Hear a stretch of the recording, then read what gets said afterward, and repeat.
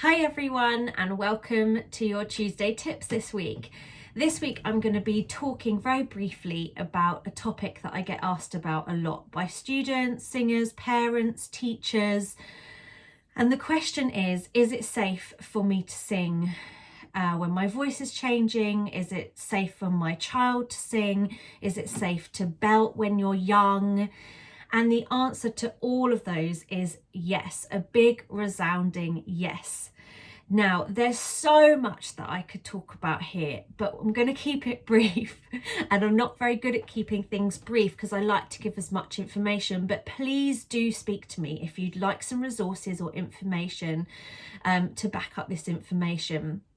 I don't even know where the myth came from that it's unsafe for children to sing or that they shouldn't sing.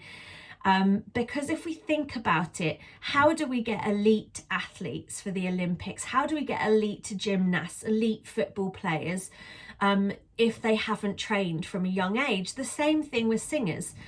Your singing mechanism is a whole bunch of cartilage and muscles and lots of different things working to mechanize your instrument. And if you don't work those things, it's just not going to work.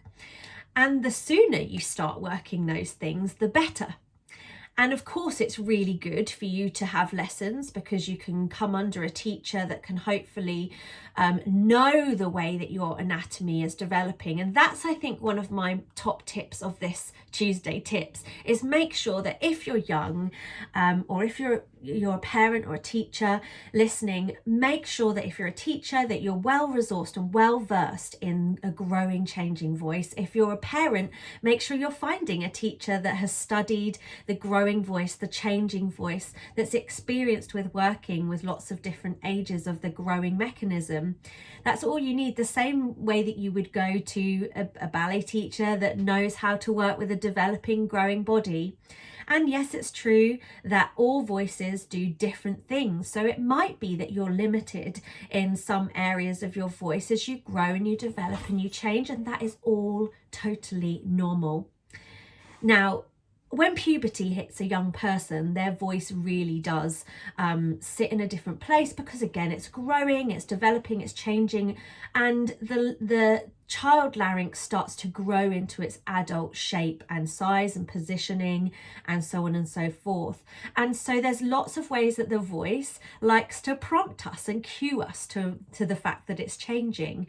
So you might have a change in pitch of your voice. Your voice might be breathier than it usually is. You might feel like you can no longer sing as high as you could or as low as you could. You might find belting difficult when you didn't before. You might find that your thin fold or your head voice, whatever terminology you like to use, your more controlled singing gets breathier or feels more out of control. You might feel that there are gaps in your range. You might feel there's scratches in your range. All of these things are totally, and others are totally normal. Changes in your breathing patterns are going to happen as your body grows, of course, because your lungs are growing differently, and the way that we breathe affects the way that we sing. So what's the best thing that you can do? You can sing, you can mechanize, you can use that instrument.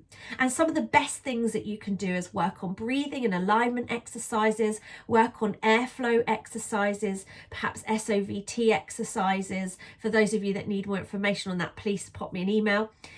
You can work most, even if your voice is really vulnerable, by the way, if you're in a phase where you've got a reduced range and you're literally feeling like, oh my word, I've got 5 notes right now. The best thing you can do is keep working on alignment, keep teeth back in, keep working on breathing, keep doing those SOVT exercises and puffy cheeks, sirens, things like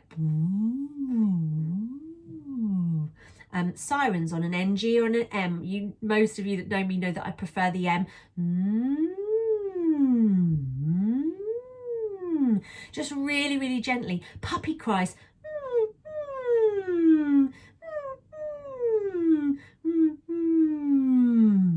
Even if you've got got a tiny range. Keep that instrument working, and for goodness sake, don't stop seeing your singing teacher. There's so many singers that say to me, I'm having a break because my voice is changing.